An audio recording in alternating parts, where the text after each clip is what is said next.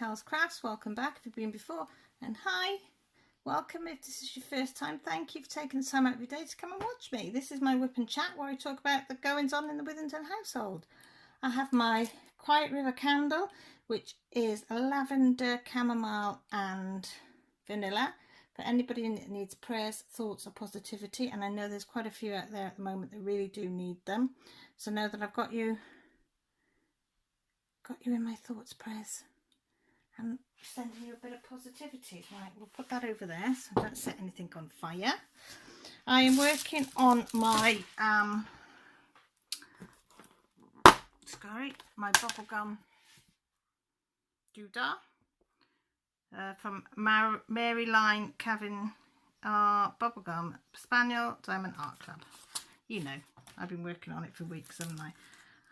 I've got my Harbour Freights, I've got my Shiny Shazza tray, I've got my Diamond Art pen there, I've got, what else have I got? Oh, and I've got my Rachel Ray little putty cats.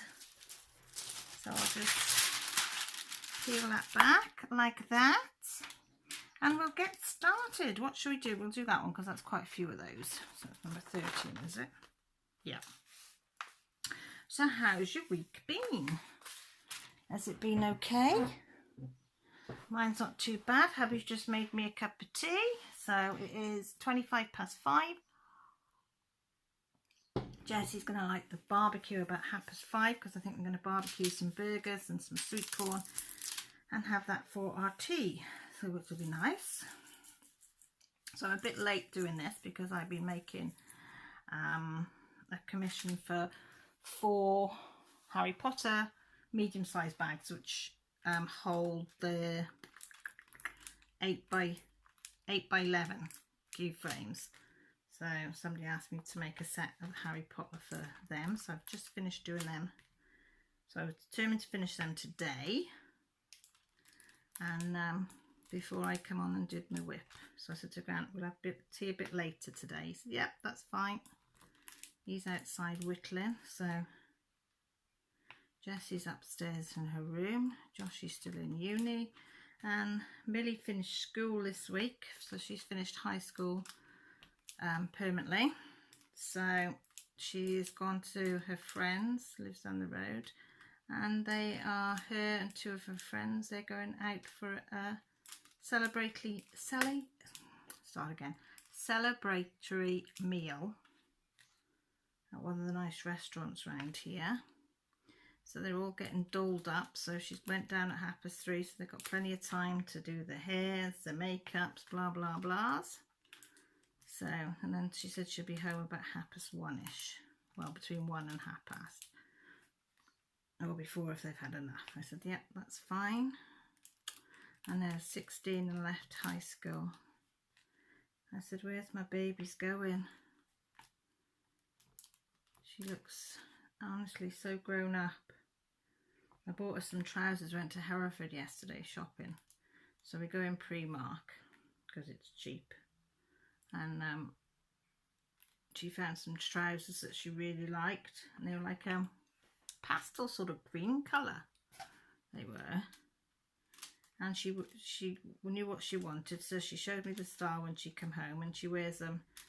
She said you can wear them with them slightly turned over at the bottom, or straight legged, or roll them up 3/4. And she put all these different styles, and she had a bandana in her hair, and she had an old school blouse on, and oh my god, she looked absolutely drop dead gorgeous. She looked so stunning. I said, oh Mel, you're no longer my baby, look at you. I said both girls are growing up too fast. I can't call Jessie, although she's always been my baby, but 5'7", yeah. She towers over me. Yeah, so Millie's going out for a nice meal tonight. So I'll give her some spends to buy the meal and whatever she wants.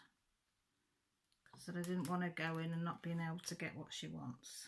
So she's worked hard for all these assessments that they've had to do instead of exams. I think she worked it out, nearly over 100 assessments they've done in the last couple of months on top of what they'd already done. So yeah, so they've worked hard. So yeah, So then she'll be going to sixth form in September in Hereford. I think she'll be going in with her dad early, so she'll get her A-levels there, which is ancient history, I think is one, and something else, history, psychology, and she's got to pick 2 other subjects to, because she's got to turn in a load of work in the holidays as well. So she's got to do 5 subjects in the holidays, and they'll give a list of work that needs to be done, and they choose some of it or something to, so they've got an idea of how many works. But she's looking forward to it, so she's very academic.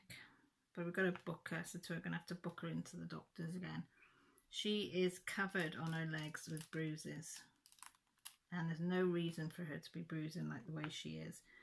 I said to you before though, she's losing weight, so she's lost more again, and she's tiny, absolutely tiny getting, and I said to her, I think we better go and get some bloods done, because I said something's going on, because she's eating, so she should, what she eats, she should not be losing weight, she should be putting it on, you know. I said, and over the last 18 months she has lost one hell of a lot of weight, which I know they can, but now the bruising's starting. I said maybe she's a bit anemic or something, but I said you need to get her tested now. I don't like seeing bruises when there's no need, and I don't mean like 5 or 6. You're talking about 30 odd bruises on her legs, if not more, and some are small and some are bloody gigantic, and she has no idea how she's done it. The only one she knows how she done was the one on her knee, where she one of the ones on her knee, because she said I hit that, so I remember doing that, but she said as for the rest I have no idea. And they're in funny places as well. They're not in places where you would think you would knock yourself, you know, and carry on, because we all do that, don't we? We have bruises and we haven't got a clue how we've done them. But these are in some odd places, so I don't know. But I thought it's the worst getting checked out, isn't it? Just to be safe, as they say.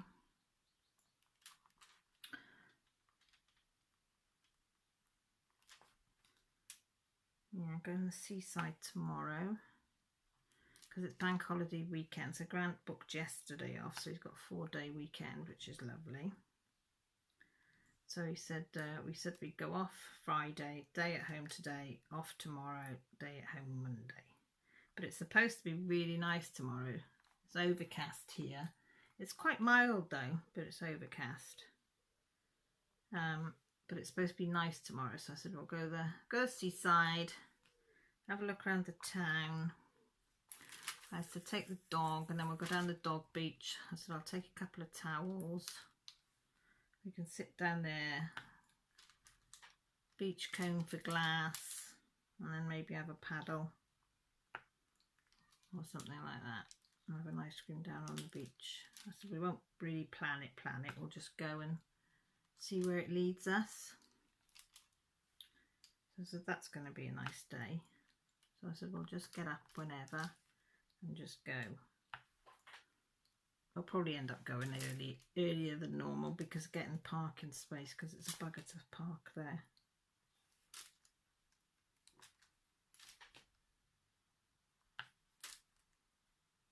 Yeah, so oh, you'd have laughed at me in the beginning of I'm such a plonker sometimes I am. Nobody told me though, not one person told me. When I go out first thing, if I'm meeting friends, I put my jeans and a nice top on and blah blah blah. But as soon as I come home, I change into my jogging bottoms and an older baggy top, because I like, with fibromyalgia, I like baggy clothes. I don't like things that are touching me that much, because you know it's uncomfortable and it can be painful.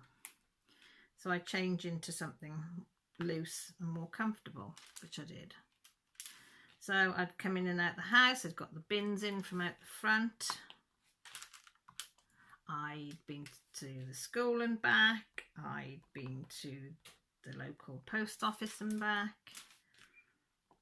And then about, I don't know, 7 o'clock, I went to put my hat, that's it, I blew my nose. I thought I'll put the tissue in, get me a fresh tissue and I'll put it in my pocket. And it's only got one pocket in case I need it later, because my allergies were starting to play up. Well, I thought, where's the pocket? Excuse me. Not there. And I looked down and I thought, oh my bloody God. I'd got these navy, well, they weren't navy, a bit brighter blue than a navy blue. Baggy joggers on, inside out. Yep, inside out. So the pocket was hanging out.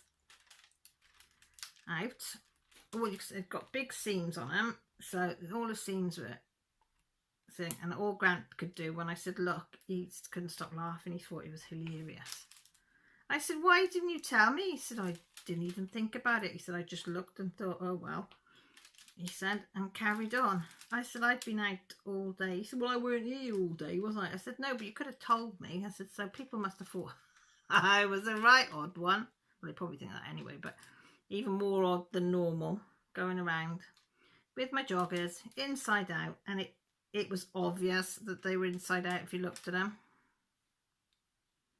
But yeah, but I obviously didn't look when I was putting them on. I just, because I have to lasso my trousers and stuff on, yes, and you don't need to know the ins and outs, but I don't pay a lot of attention.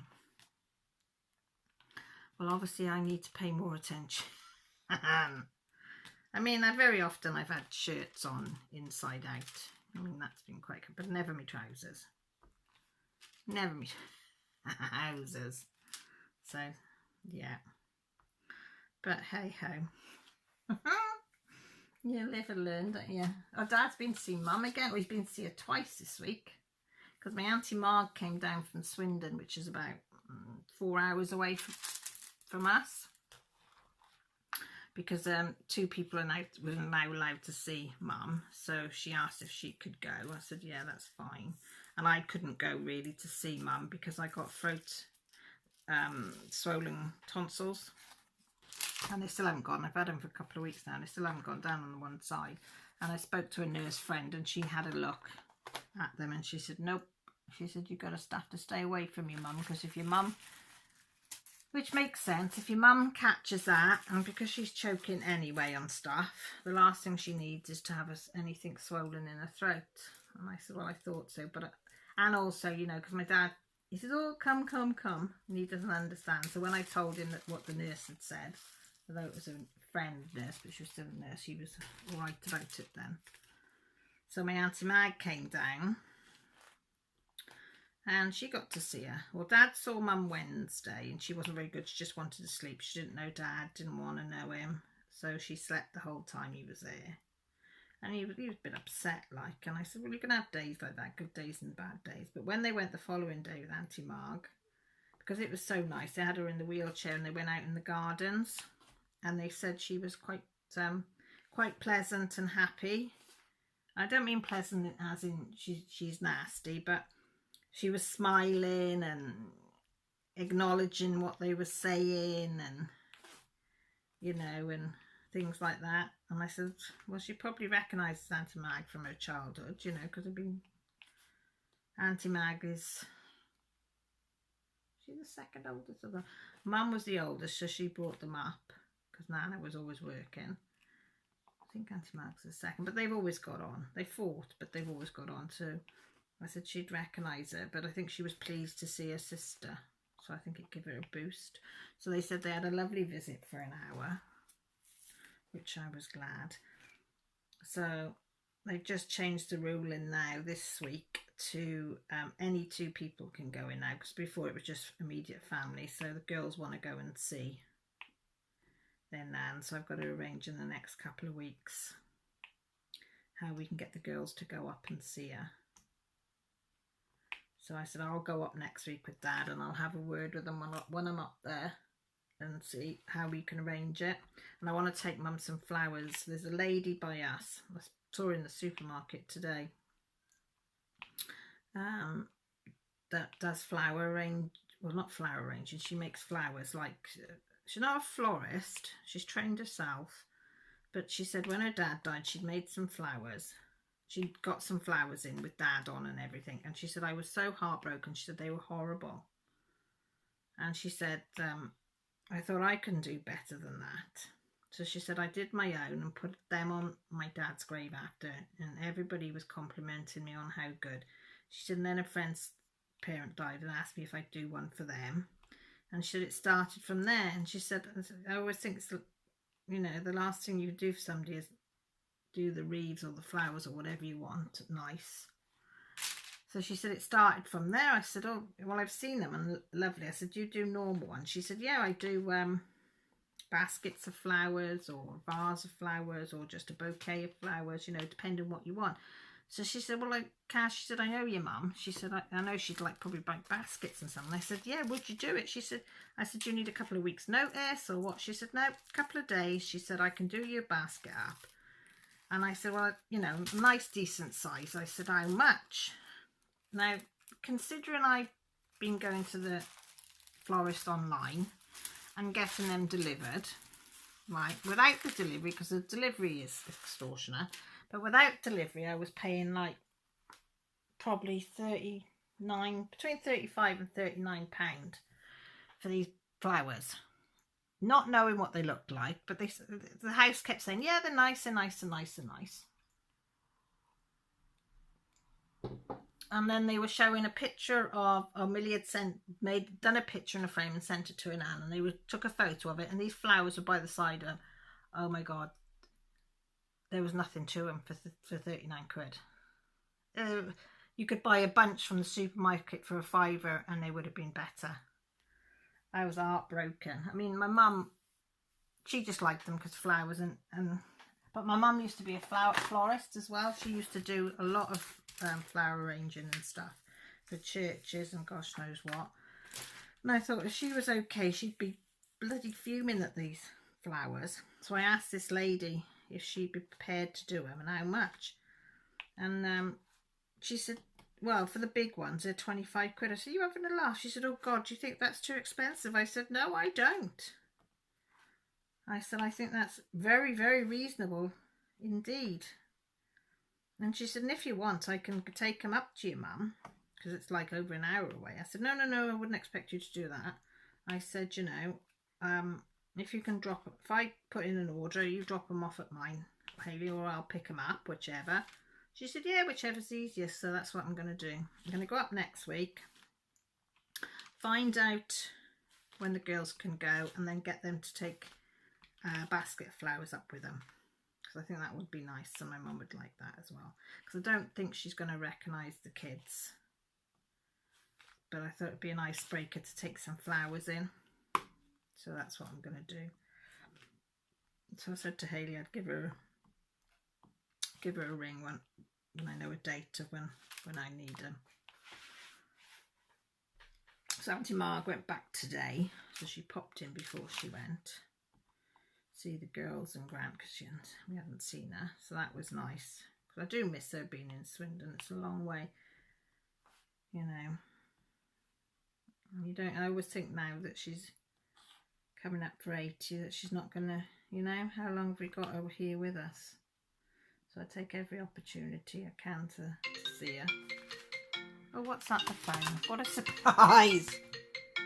Yeah, that was Dad. You know, don't you? I told you, no matter what time, I mean, it's 5:45. He never rings at this time. But yeah, he'd run to say that Auntie Margaret got on the train. Oh, wrong one.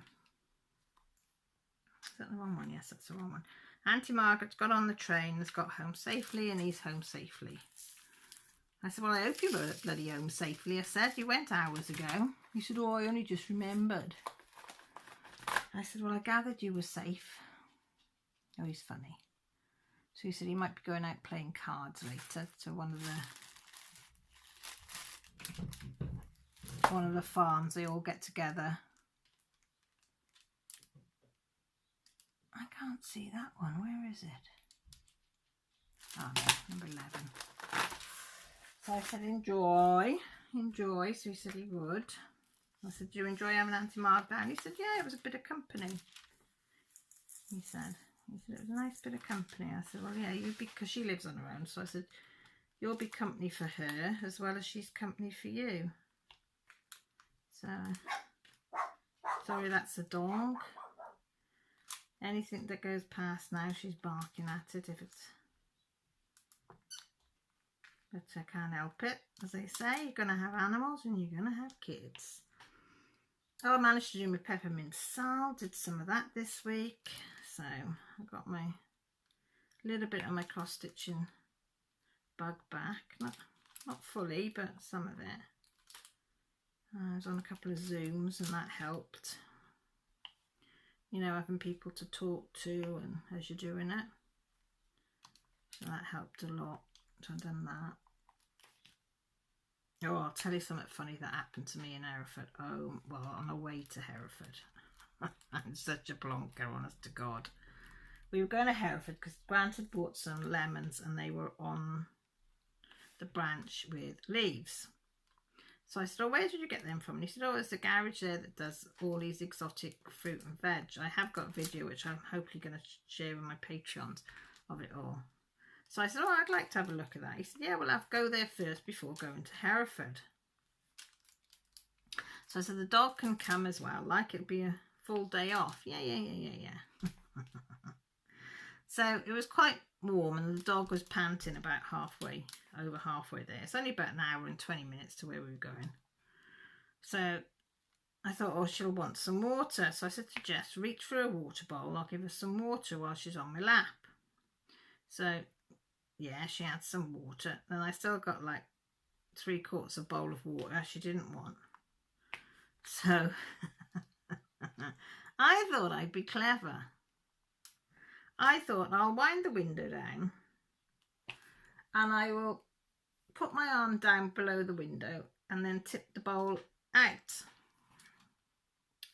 Yes, I know, but you're thinking thick cow.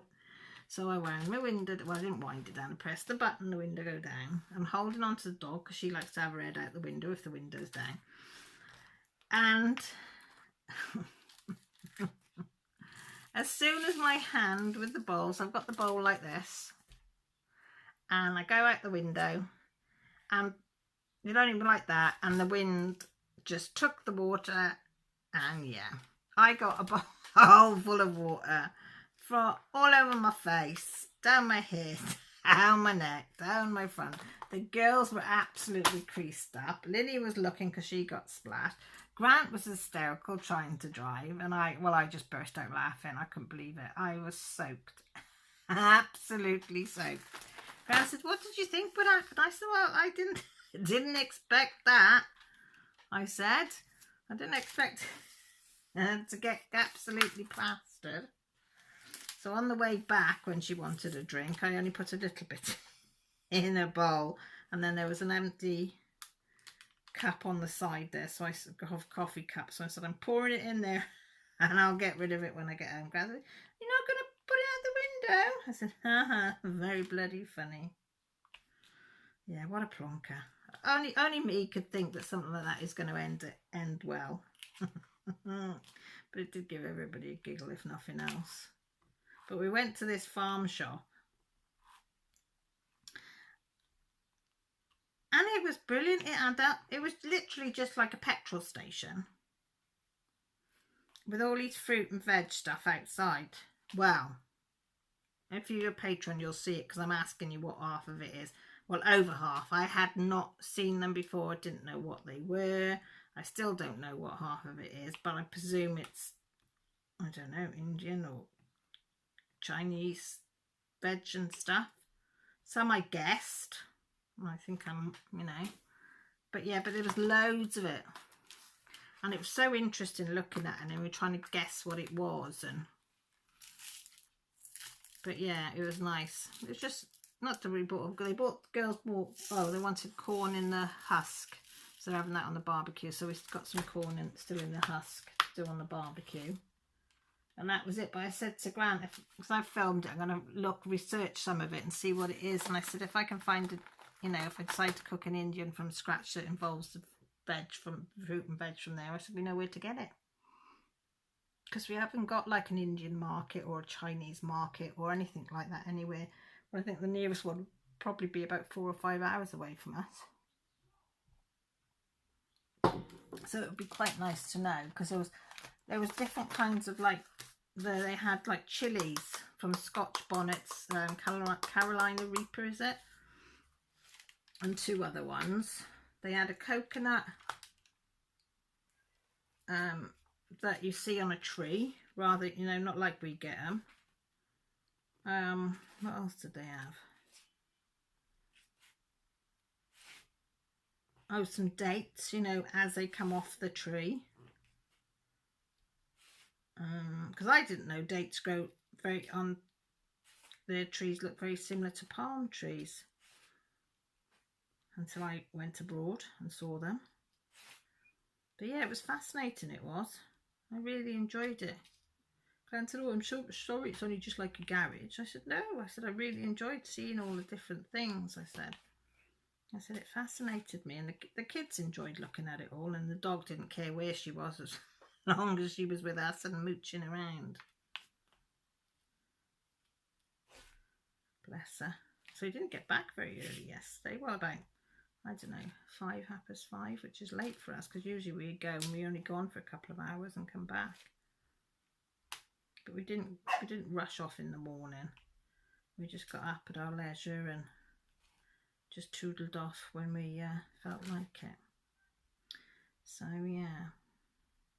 So I'm going to finish this now, this bit, and then I'm going to make some homemade coleslaw and the salad to go with that. Grant's going to do some burgers on the barbie and some corn, and I said I might do some egg fried rice and stuff to go with it as well for a side dish. And I don't know, I said I'll just play it as it comes, whatever I can see that I can do, I think I'll make. Do you know what I mean? It'll be a bit like a picky sort of meal, I think.